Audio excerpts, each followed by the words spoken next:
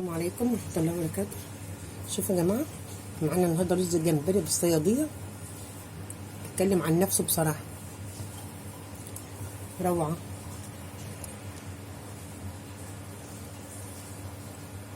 والطريقة سهلة بقى وحلوة قوي.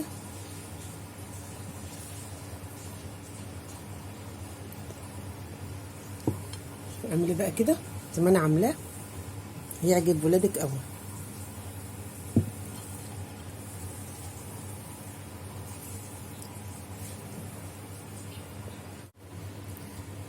انا عاوزاكي بقى ايه، لما تيجي بقى ضيوف ولا حاجة، حتى من غير ضيوف ولا حاجة، شكله بصي روعة. انا عاملاه معاكم قبل كده كتير على القناة. ولون الرز فاتح بقى ازاي، لون البندق كده، ما تغمقهوش.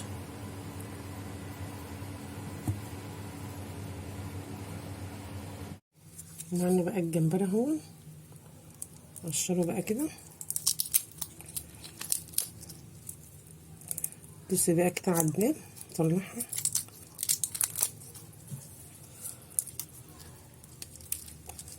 طلع بقى الحبل الرمل بقى دول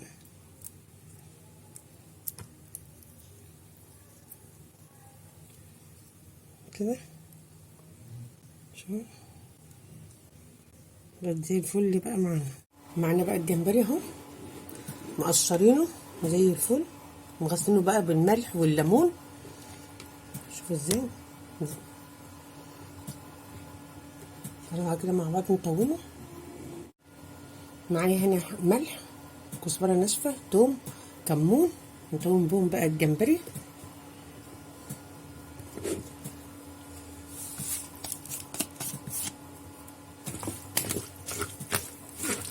اللي بقى كده بس يكون ايه، مصفياه من الميه بقى خالص، ما يكونش فيها ميه ابدا.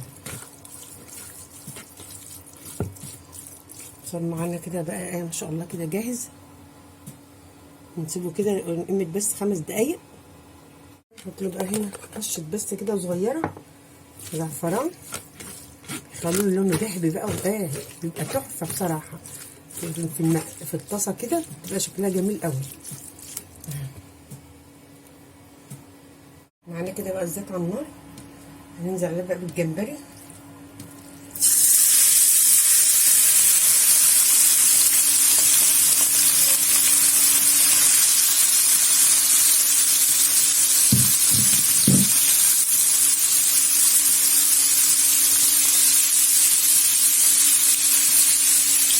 شوفوا كده بس كده تقليبتين، احنا عارفين الجمبري ما شاء الله بيستوي ايه بسرعه. شوفوا بقى الجمال، عايزينه بقى كده. وده كده فلفل الوان احمر واخضر واصفر.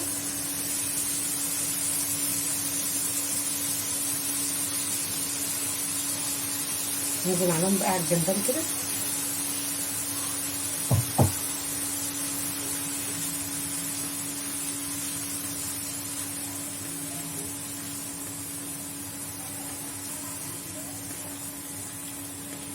عارفين الفلفل بقى اول ما نحطه بقى مفيش دقيقتين ونطفي بقى عليه على طول.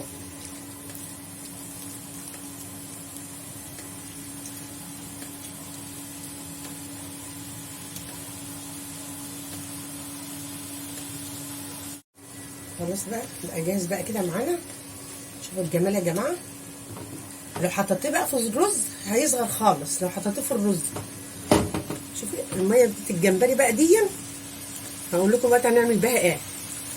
بصوا دي طعمها بقى وريحتها روعه روعه روعه. ميه الجمبري دي اللي نازله منه. خلاص طالما حطينا الفلفل الالوان تقليبتين وهنطفي. انا بقى الجمبري اهو، بصوا يا جماعه صفناه واخدنا بقى ميته اهي، نزلت منه كده. الجمبري بقى جاهز بقى معانا، بقى جاهز اهو. شوفوا الجمال، تحفه بصراحه. هناخد بقى الشوربه بقى بتاعته اللي نزلت منه اهي، طعمها رهيب. معانا بقى الزيت اهو يا جماعه، ومعانا البصله كده فرمينها ناعم.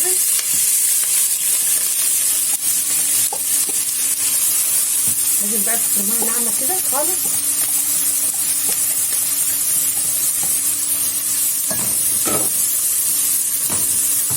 نقعد بقى كده نقلب كده لغايه كده ايه، مش تبقى ايه بني فاتح، مش بني غامق، عشان لو كانت بني غامق هتمرر معاكي.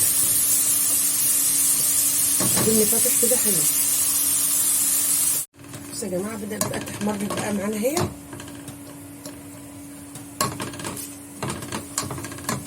بصي بقى ده بقى ما تسيبهاش طول ما انت واقفه تقلبي فيها بقى كده.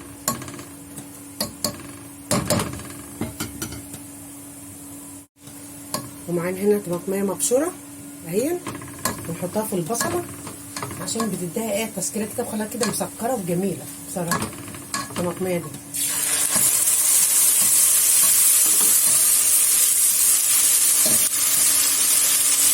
ومعانا هنا فلفل اسود، كزبره ناشفه، سنه ثوم، ملح، مكعب مرقه.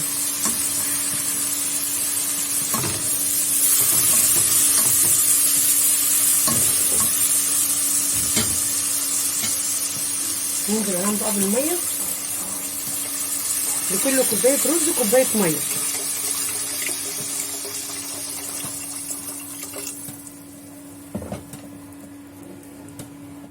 معايا بقى ميه الرز اهي، دي بقى الميه اللي طلعت من الجمبري اهي، هنحطها بقى في ميه الرز يخلي الطعم حكايه. معانا بقى الميه اهي غلت، ننزل عليهم بقى بالرز. دول 3 كيزان رز مصري، عليهم 3 كوبايات ميه.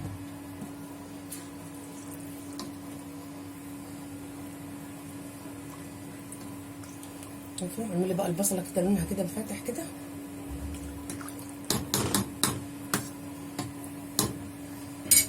سيبه بقى لما يغلي بقى كده ونقلبه بقى نوطي عليه. الرز بقى كده، الرز كده الشرب بقى معانا اهو.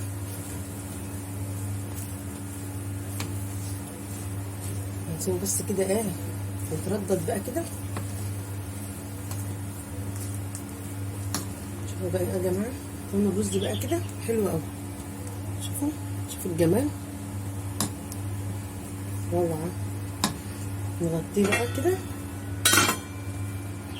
صينيه زي دي كده، نضرب بقى الجمبري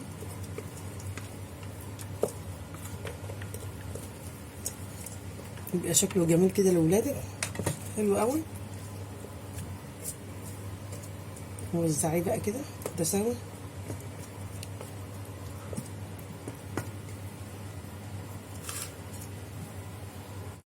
نبقى جايبين الرز كده، نوزع بقى الرز كده اهو. طبق التقديم بصراحه انا عاملاه معاكم قبل كده على القناه.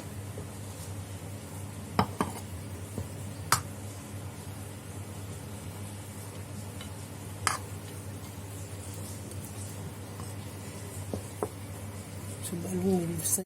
هنسويه بقى كده، نجيب له طبق.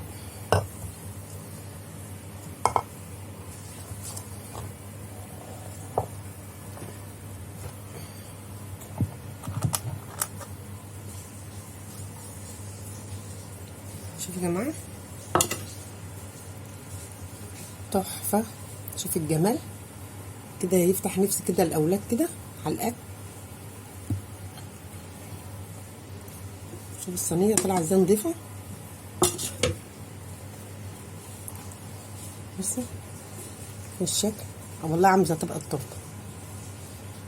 الجمال اللي بقى بالطريقه دي حلوه قوي. والشير والاشتراك في القناه مع الف هنا مع ام معتز مع الجمال ده كله.